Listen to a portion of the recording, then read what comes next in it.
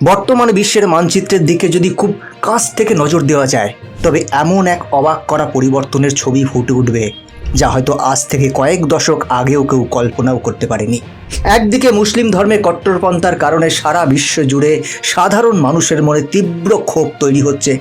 একের পর এক দেশে কঠোর আইন প্রণয়ন করা হচ্ছে, আর ঠিক সেই একই সময়ে হাজার হাজার মাইল দূরে সম্পূর্ণ ভিন্ন একটি মহাদেশে সম্পূর্ণ ভিন্ন সংস্কৃতির মানুষেরা আপন করে নিচ্ছেন ভারতের প্রাচীন সনাতন ধর্মকে।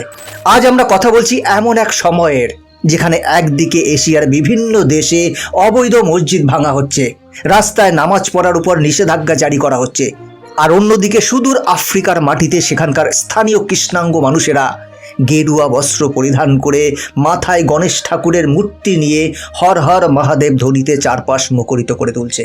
কিন্তু কেন এমনটা হচ্ছে?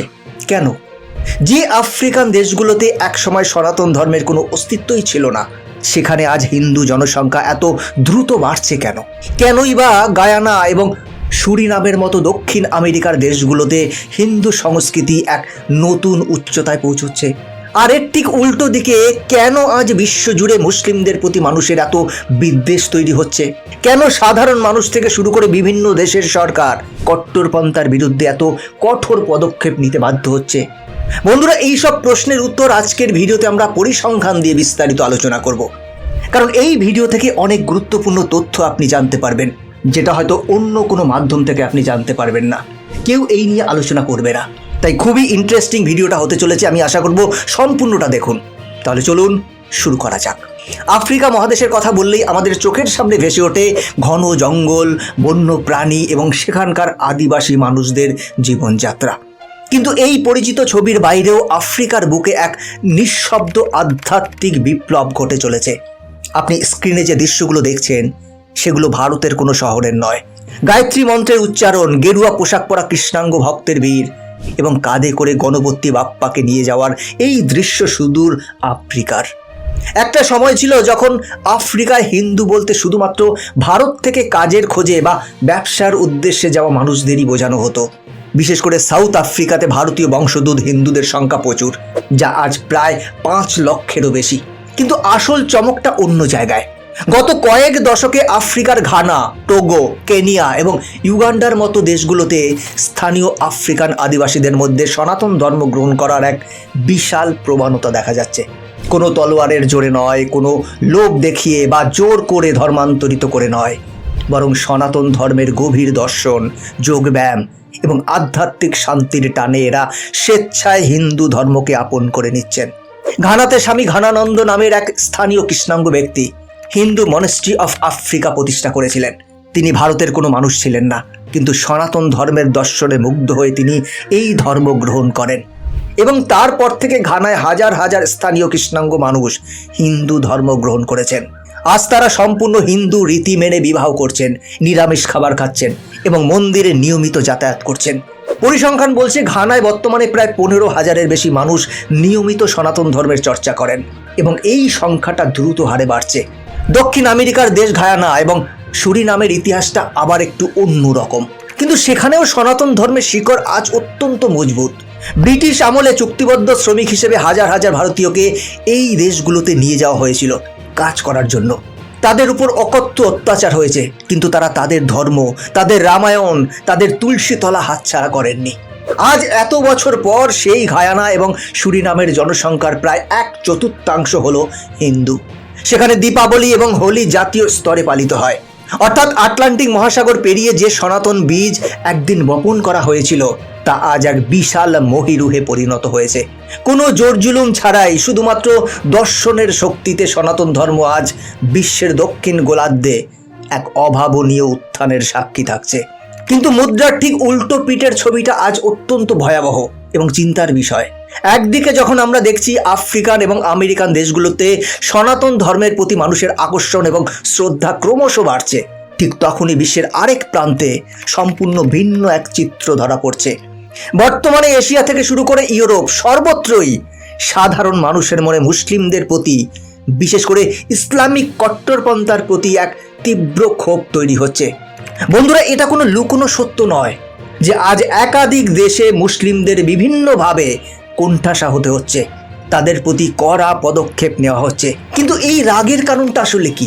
পরিসংখ্যান বলছে এর মূল কারণ হলো কট্টরপন্থা এবং অন্য সংস্কৃতির সঙ্গে মিলেমিশে থাকতে না পারার প্রবণতা। ফ্রান্সের মতো ইউরোপের স্বাধীন দেশে আজ কট্টরপন্থার বিরুদ্ধে কড়া আইন আনতে হয়েছে। এশিয়ার বিভিন্ন দেশে, এমনকি খোদ চীনের মতো দেশেও কট্টরপন্থার শিকড় উপড়ে ফেলার জন্য চরম কঠোর নীতি গ্রহণ করা হয়েছে। বিভিন্ন দেশে আজ প্রকাশ্য রাস্তায় নামাজ পড়ার উপর আইনি নিষেধাজ্ঞা জারি করা হয়েছে, কারণ সরকার মনে করছে যে এটি শুধুমাত্র একটি ধর্মীয় আচার নয়, বরং শক্তি প্রদর্শনের একটি মাধ্যম হয়ে দাঁড়াচ্ছে। একাধিক জায়গায় অবৈধভাবে গড়ে ওঠা মসজিদগুলো বুলডোজার দিয়ে ভেঙে গুড়িয়ে দেওয়া হচ্ছে। একটু গভীরভাবে তলিয়ে দেখলে বোঝা যাবে সাধারণ মানুষের এই রাগ একদিনে তৈরি হয়নি। বারবার ঘটা জঙ্গি হামলা, অন্য ধর্মের মানুষের প্রতি অসহিষ্ণুতা এবং যে দেশে তারা থাকছে সেই দেশের আইন এবং সংস্কৃতির প্রতি সম্মান না দেখানোর কারণেই আজ বিশ্বজুড়ে এই তীব্র বিদ্বেষের সৃষ্টি হয়েছে। সাধারণ মানুষ আজ বিরক্ত। তারা দেখছে যেখানে অন্য ধর্মের মানুষেরা বিশ্বের যে কোনো প্রান্তে গিয়ে সেখানকার সংস্কৃতির সঙ্গে মিলেমিশে দেশের উন্নতিতে অবদান রাখছে, সেখানে একটি নির্দিষ্ট ধর্মের কট্টরপন্থীরা নিজেদের নিয়ম কানুন জোর করে চাপিয়ে দেওয়ার চেষ্টা করছে। এরই ফলস্বরূপ আজ বিভিন্ন দেশের সরকার বাধ্য হচ্ছে কট্টরপন্থীদের দেশ থেকে বিতাড়িত করতে বা তাদের উপর কঠোর নিয়ম লাগু করতে। আপনি যদি ইউরোপের বর্তমান অবস্থার দিকে তাকান তাহলে দেখবেন সেখানকার স্থানীয় মানুষজন রাস্তায় নেমে প্রতিবাদ করছেন কট্টরপন্থার বিরুদ্ধে। যারা একসময় রিফিউজিদের সাদরে গ্রহণ করেছিল, আজ তারাই চরম ডানপন্থী বা কট্টর জাতীয়তাবাদী সরকার নির্বাচন করছে শুধুমাত্র নিজেদের অস্তিত্ব এবং সংস্কৃতিকে রক্ষা করার জন্য। আজকের এই পরিসংখ্যান এবং বিশ্ব রাজনীতির এই অদ্ভুত দ্বিমুখী ছবি আমাদের সামনে একটা পরিষ্কার ফ্যাক্ট তুলে ধরে। ধর্ম যখন মানুষের আত্মাকে শান্তি দেয়, তখন তা ঘানার জঙ্গল থেকে শুরু করে সুরিনামের মাটি পর্যন্ত স্বেচ্ছায় ছড়িয়ে পড়ে। স্থানীয় কালো চামড়ার আফ্রিকান মানুষরাও হাসি মুখে কপালে তিলক কেটে সনাতন সংস্কৃতিকে বুকে জড়িয়ে নেয়, কারণ সেখানে কোনো জোর জুলুম নেই, আছে শুধুই গ্রহণ করার মানসিকতা।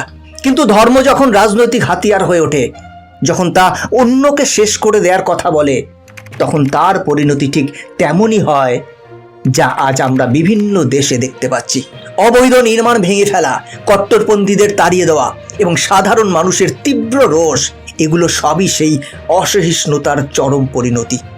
আর দুনিয়া এখন কট্টরপন্থার বিরুদ্ধে জিরো টলারেন্স নীতি গ্রহণ করতে শুরু করেছে।